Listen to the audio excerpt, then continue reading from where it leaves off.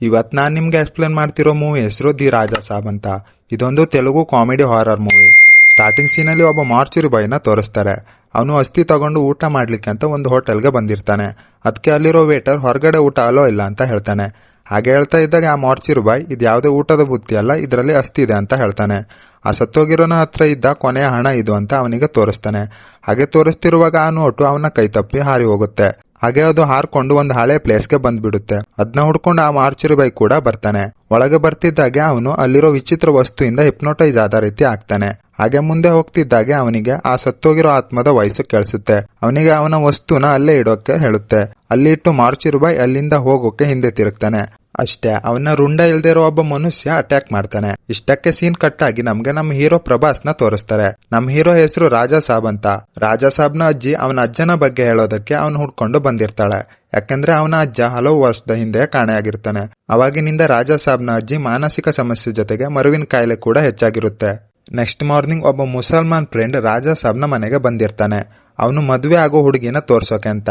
ಅವಾಗ ಆ ಫೋಟೋದಲ್ಲಿ ರಾಜಾ ಸಾಬ್ನ ಅಜ್ಜ ಕಾಣಿಸ್ಕೋತಾನೆ. ಈ ಫೋಟೋ ಬಗ್ಗೆ ಕೇಳಿದಾಗ ಇದು ಚಾರ್ಮಿನಾರ್ ಅಲ್ಲಿ ತೆಗ್ದಿರೋದು ಅಂತ ಗೊತ್ತಾಗುತ್ತೆ. ಅವಾಗ ರಾಜಾ ಸಾಬ್ ಅಲ್ಲಿ ಕಾನ್ಸ್ಟೇಬಲ್ ಆಗಿ ಕೆಲಸ ಮಾಡೋ ಅವ್ರ ಮಾವಗೆ ಕಾಲ್ ಮಾಡ್ತಾನೆ. ಅದಕ್ಕೆ ಅವ್ರ ಮಾವ 5 ಲಕ್ಷ ಕೊಟ್ರೆ ನಮ್ ಸರ್ ನಿನ್ನ ಅಜ್ಜನ ಹುಡ್ಕೊಡ್ತಾರೆ ಅಂತ ಹೇಳ್ತಾನೆ. ಅದಕ್ಕೆ ರಾಜಾ ಸಾಬ್ ಅವನ್ ಲವರ್ ಹತ್ರ ಹೇಳಿ 5 ಲಕ್ಷ ತಗೊಂಡು ಸೀದಾ ಹೈದರಾಬಾದ್ಗೆ ಹೋಗ್ತಾನೆ. ಅಲ್ಲಿ ರಾಜಾ ಸಾಬ್ಗೆ ಅವನೊಬ್ನು ಸಿಗ್ತಾನೆ. ಅವನು ರಾಜಾ ಸಾಬ್ನ ಕರ್ಕೊಂಡು ಹೋಗ್ತಾನೆ. ಹಾಗೆ ಹೋಗ್ತಿರುವಾಗ ಅವನಿಗೆ ಚರ್ಚಲ್ಲಿರೋ ಒಂದು ಹುಡುಗಿನ ನೋಡಿ ಕ್ರಶ್ ಆಗುತ್ತೆ. ಆಟೋನ ಅಲ್ಲೇ ಅಡ್ಡ ಹಾಕಿ ಸೀದಾ ಚರ್ಚ್ಗೆ ಹೋಗ್ತಾನೆ. ಅಲ್ಲಿ ಹೋದ್ಮೇಲೆ ಗೊತ್ತಾಗುತ್ತೆ ಅವರು ಒಂದು ಚಿಕ್ಕ ಹುಡುಗಿ ಆಪರೇಷನ್ಗೋಸ್ಕರ ಮನಿನ ಕಲೆಕ್ಟ್ ಮಾಡ್ತಾ ಇರ್ತಾರೆ ಅಂತ. ಅದಕ್ಕೆ ಅವನು ಅವನ ಹತ್ರ ಇರೋದ್ರಲ್ಲಿ 3 ಲಕ್ಷ ಅವರಿಗೆ ಕೊಟ್ಟು ಅಲ್ಲಿಂದ ಹೋಗ್ತಾನೆ. ಇಲ್ಲಿ ರಾಜಾ ಸಾಬ್ ಪೊಲೀಸ್ ಸ್ಟೇಷನ್ಗೆ ಬಂದು ಅವನ ಅಜ್ಜನ್ ಮಿಸ್ಸಿಂಗ್ ಕಂಪ್ಲೇಂಟ್ ನ ಕೊಡ್ತಾನೆ. ಅವನು ಹೇಳ್ತಾನೆ ಅವನ ಅಜ್ಜಿ ದೊಡ್ಡ ಅರಸು ಸಾಮ್ರಾಜ್ಯಕ್ಕೆ ಸೇರಿರ್ತಾರೆ. ಅಲ್ಲಿ ಗಂಗರಾಜು ಅನ್ನೋನು ಕೆಲಸ ಮಾಡ್ತಾ ಇರ್ತಾನೆ. ಅವನು ಅವರ ಕುಟುಂಬಕ್ಕೆ ಸೇರಿದ್ದ ಅಮೂಲ್ಯವಾದ ವಸ್ತುನ ಕತ್ಕೊಂಡು ಹೋಗಿರ್ತಾನೆ. ಅದಕ್ಕೆ ಅವನ ಅಜ್ಜ ಗಂಗರಾಜು ಮತ್ತು ಆ ವಸ್ತು ಸಿಗೋವರೆಗೂ ನಾನು ಬರೋದಿಲ್ಲ ಅಂತ ಹೇಳಿ ಅಲ್ಲಿಂದ ಹೋಗಿಬಿಡ್ತಾನೆ. ಇದಕ್ಕೆ ಪೊಲೀಸ್ ಸರಿ ನಾನ್ ನಿಮ್ಗೆ ನಿಮ್ಮ ಅಜ್ಜನ ಹುಡ್ಕೊಡ್ತೀನಿ ಅಂತ ಹೇಳ್ತಾನೆ. ನೆಕ್ಸ್ಟ್ ಡೇ ರಾಜಾ ಸಾಬ್ ಅವನ್ ಹುಡುಗಿಗೋಸ್ಕರ ಅಂತ ಡೆಕೋರೇಟ್ ಮಾಡ್ತಾ ಇರ್ತಾನೆ. ಅವಾಗ ಆ ಚರ್ಚ್ ಹುಡುಗಿಯಿಂದ ಕಾಲ್ ಬರುತ್ತೆ. ಅವಳು ಹೇಳ್ತಾಳೆ ನಿಮ್ ತಾತ ನಮ್ 3 ಲಕ್ಷನ ಹಣನ ಕಳ್ತನ ಮಾಡಿದ್ದಾನೆ ಅಂತ. ಅದನ್ನ ನೀನು ತಂದ್ಕೊಟ್ಟಿಲ್ಲ ಅಂದ್ರೆ ನಾನು ಪೊಲೀಸ್ ಕಂಪ್ಲೇಂಟ್ ಕೊಡ್ತೇನೆ ಅಂತ ಹೇಳ್ತಾಳೆ. ಈ ಕಡೆ ಪೊಲೀಸ್ಗೆ ಬೇರೆ 5 ಲಕ್ಷ ಕೊಡ್ಬೇಕು ಅಂತ ನನ್ನ ಹತ್ರ ಏನು ದುಡ್ಡಿಲ್ಲ ಅಂತ ಯೋಚನೆ ಮಾಡ್ತಾ ಇರ್ತಾನೆ. ಅವಾಗ ಅವನ್ ಕಣ್ಮುಂದೆ ಒಂದು ಸಖತ್ತಾಗಿರೋ ಒಬ್ಳು ಹುಡುಗಿನೂ ಬರ್ತಾಳೆ. ಅವಳು ಹೇಳ್ತಾಳೆ ನಿಮ್ ತಾತ ನಮ್ಗೆ ಹಿಂದೆ ಹೆಲ್ಪ್ ಮಾಡಿದ್ರು, ಅದಕ್ಕೆ ನಾನ್ ನಿಮ್ಗೆ ಇವಾಗ 5 ಕೋಟಿ ರೂಪಾಯಿ ಕೊಡ್ಲಿಕ್ಕೆ ಬಂದಿದ್ದೇನಂತ. ಹಿಂಗೆ ಮಾತಾಡ್ತಾ ಇರುವಾಗ ಕೆಲವು ಗುಂಡಗಳು ಆ ದುಡ್ಡನ್ನ ಎತ್ಕೊಂಡು ಹೋಗ್ಬಿಡ್ತಾರೆ.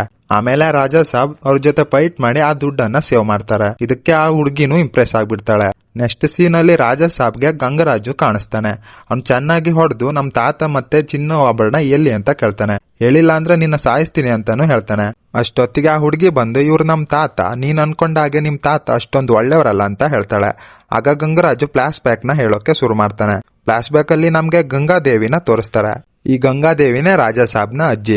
ಇವಳು ದೇವಗಿರಿನ ರಾಣಿ ಆಗಿರ್ತಾಳೆ. ಅವಳು ಭಿಕ್ಷುಕರಿಗೆ ಭಿಕ್ಷೆ ಹಾಕೋಕೆ ಅಂತ ಹೊರಗೆ ಬರ್ತಾಳೆ. ಅಲ್ಲಿ ನಿಮ್ ತಾತನು ಬಂದಿರ್ತಾನೆ. ಭಿಕ್ಷೆ ಹಾಕ್ತಿದ್ದಾಗ ನಿಮ್ ತಾತ ಅವಳ ಕೈನ ಹಿಡ್ಕೋತಾನೆ. ಅದಕ್ಕೆ ಅಲ್ಲಿರೋ ಸೈನಿಕರು ನಿಮ್ ತಾತನ ಸರಿಯಾಗಿ ಹೊಡಿತಾರೆ. ಅಲ್ಲಿಂದ ಏನೋ ನಿಮ್ ತಾತ ಹೋಗ್ಬಿಡ್ತಾನೆ. ಆದ್ರೆ ನಿಮ್ ತಾತನ ಕೆಟ್ಟ ಕಣ್ಣು ಆ ರಾಣಿ ಮೇಲೆ ಮತ್ತೆ ಅರಮನೆ ಮೇಲೆ ಬಿದ್ದಿರುತ್ತೆ. ಹೇಗಾದ್ರೂ ಮಾಡಿ ರಾಣಿನ ಮದ್ವೆ ಆಗಿ ಈ ಚಿನ್ನ ಆಭರಣನೆಲ್ಲ ಲೂಟಿ ಮಾಡ್ಬೇಕಂತ ಒಬ್ಬ ಮಂತ್ರವಾದಿ ಹತ್ರ ಹೋಗ್ತಾನೆ. ಅಲ್ಲಿ ಮಂತ್ರವಾದಿ ನಿನ್ಗೆ ಶಕ್ತಿ ಸಿಗ್ಬೇಕಂದ್ರೆ ನೀನು ಬಲಿ ಕೊಡ್ಬೇಕು, ಇದು ನಿನ್ನಿಂದ ಸಾಧ್ಯ ಇಲ್ಲ ಅಂತ ಹೇಳ್ತಾನೆ. ಅದಕ್ಕೆ ನಿಮ್ ತಾತ ಅವನ ಎಡಗೈನೇ ಕಟ್ ಮಾಡಿ ತೋರಿಸ್ತಾನೆ. ನಂತರ ಮಂತ್ರವಾದಿ ಒಂದ್ ಬಾವಿನ ತೋರಿಸು, ಇದ್ರೊಳಗೆ 2 ಅಮಾವಾಸ್ಯೆ ನೀನು ತಪಸ್ ಮಾಡ್ಬೇಕು ಅಂತ ಹೇಳ್ತಾನೆ. ಹಾಗೆ ಇದರಲ್ಲಿರೋ ಪಿಶಾಚಿಗಳು ನಿನ್ ತಪಸ್ಸನ್ನ ಭಂಗ ಮಾಡಕ್ಕೆ ಪ್ರಯತ್ನ ಪಡ್ತವೆ, ಅದರಿಂದ ನೀನು ಎಚ್ಚರ ಅಂತಾನು ಹೇಳ್ತಾನೆ. ಇಲ್ಲಿ ನಿಮ್ಮ ಅಜ್ಜ ಹೇಗೋ ಕಷ್ಟಪಟ್ಟು ತಪಸ್ಸನ್ನ ಪೂರ್ತಿ ಮಾಡ್ತಾನೆ. ಹಾಗೆ ಶಕ್ತಿನೂ ಪಡ್ಕೋತಾನೆ.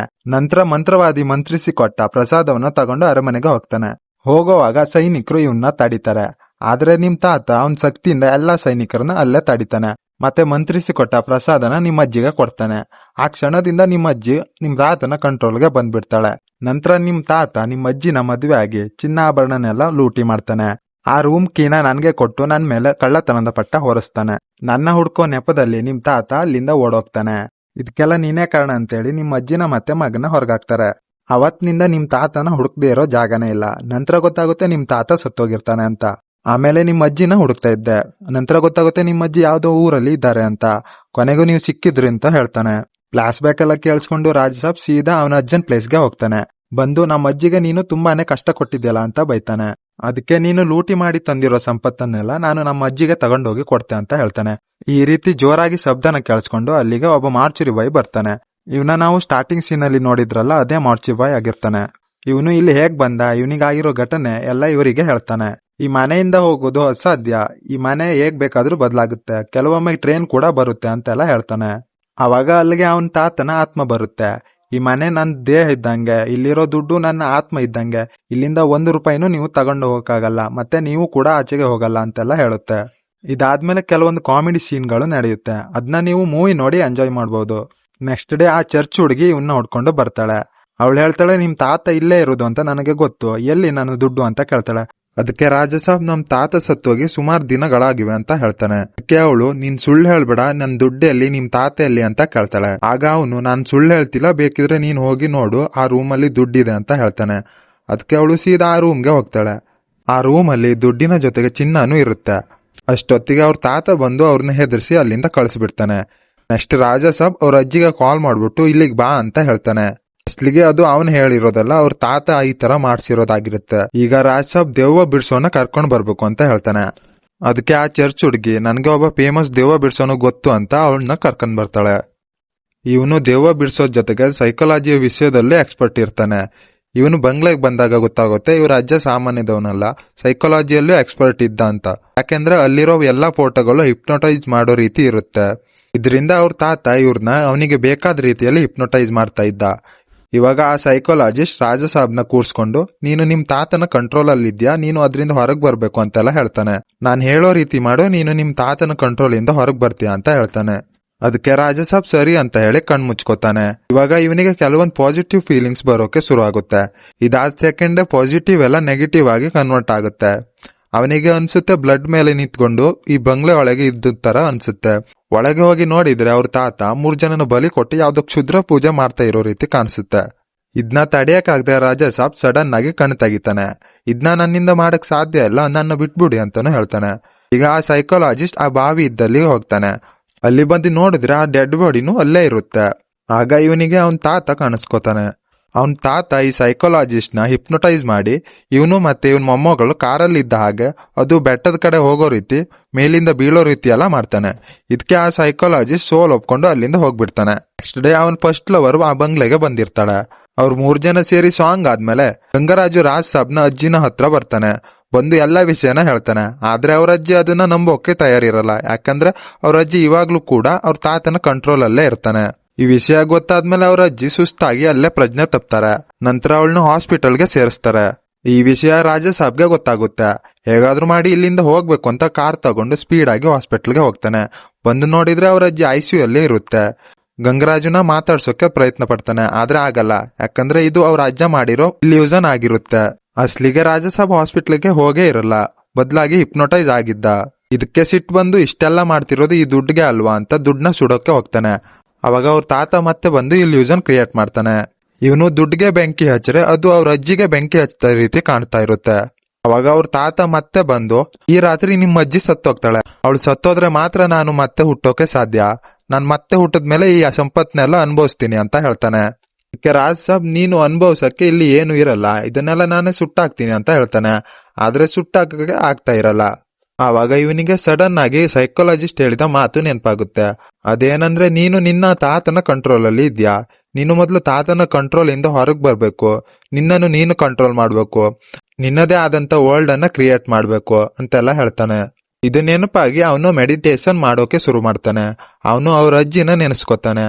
ಅವನ ಅಜ್ಜಿ ದೇವಗಿರಿ ಸಾಮ್ರಾಜ್ಯದ ರಾಣಿ ಆಗಿರ್ತಾಳೆ. ಇದನ್ನ ನೋಡಿ ರಾಜ್ ಸಾಬ್ಗೆ ತುಂಬಾನೇ ಖುಷಿ ಆಗುತ್ತೆ. ಇದರಿಂದ ಮೆಂಟಲಿ ಸ್ಟ್ರಾಂಗ್ ಆಗ್ತಾನೆ. ಇವಾಗ ಅವ್ರ ತಾತ ಇಲ್ಯೂಷನ್ ಕ್ರಿಯೇಟ್ ಮಾಡಿ ಮೊಸಳೆನೆ ಕಳಿಸ್ತಾನೆ. ರಾಜಾ ಸಾಬ್ ಅದ್ರ ಜೊತೆ ಫೈಟ್ ಮಾಡಿ ಸೋಲಿಸ್ತಾನೆ. ಮತ್ತೆ ವಾರಿಯರ್ನ ಕಳಿಸ್ತಾನೆ, ಅವ್ರನ್ನು ಕೂಡ ಸೋಲಿಸ್ತಾನೆ. ಈ ಕಡೆ ಅವ್ರ ತಾತಗೆ ಏನು ಮಾಡೋಕಾಗದೆ ಅವನ ಆ ಮಾಂತ್ರಿಕನ ಕರೀತಾನೆ. ಇವನ್ನ ಸೋಲಿಸ್ಬೇಕು ಬನ್ನಿ ಅಂತ ಹೇಳ್ತಾನೆ. ಇವರಿಬ್ರು ಒಂದಾಗಿ ಒಂದು ದೊಡ್ಡ ಮಾನ್ಸ್ಟರ್ ಆಗಿ ಮಾಡಿಫೈ ಆಗ್ತಾರೆ. ರಾಜಾ ಸಾಬ್ ಮತ್ತೆ ಮಾನ್ಸ್ಟರ್ ಜೊತೆ ಫೈಟ್ ಆಗುತ್ತೆ. ರಾಜಾ ಸಾಬ್ ಅವ್ರ ಅಜ್ಜಿನ ನೆನೆಸ್ಕೊತಾನೆ. ಅವ್ರ ಅಜ್ಜಿಯ ದೈವಿ ಶಕ್ತಿಯಿಂದ ಅವ್ರನ್ನ ಸೋಲಿಸ್ತಾನೆ. ಈ ಕಡೆ ಅವ್ರ ಅಜ್ಜಿ ಕೂಡ ಅವ್ರ ತಾತನ ವಶದಿಂದ ಹೊರಗ್ ಬರ್ತಾಳೆ. ಇಲ್ಲಿ ರಾಜ ಸಾಬ್ ಅವ್ರ ತಾತನ ತಿಥಿ ಮಾಡ್ತಾ ಇರ್ತಾನೆ. ಆದ್ರೆ ಅವ್ರ ಅಜ್ಜಿಗೆ ಇವನು ಯಾರಂತಾನೆ ಗೊತ್ತಿರೋದಿಲ್ಲ. ಇದಕ್ಕೆ ರಾಜ್ ಸಾಬ್ಗೆ ತುಂಬಾನೇ ಖುಷಿ ಆಗುತ್ತೆ. ಅಂತೂ ನಾರ್ಮಲ್ಗೆ ಬಂದ್ರು ಅಂತ ಹೇಳ್ತಾನೆ. ನೆಕ್ಸ್ಟ್ ಈ 3 ಜನ ಹೀರೋಯಿನ್ ರಾಜ್ ಸಾಬ್ ನನ್ಗೆ ಬೇಕು ಅಂತ ಗಿತ್ತಾಡ್ತಾ ಇರ್ತಾರೆ. ಅವರಿಂದ ತಪ್ಸ್ಕೋಬೇಕು ಅಂತ ಒಂದ್ ಕಡೆ ಅವಿತ್ಕೊಂಡು ಇದ್ದಿರ್ತಾನೆ.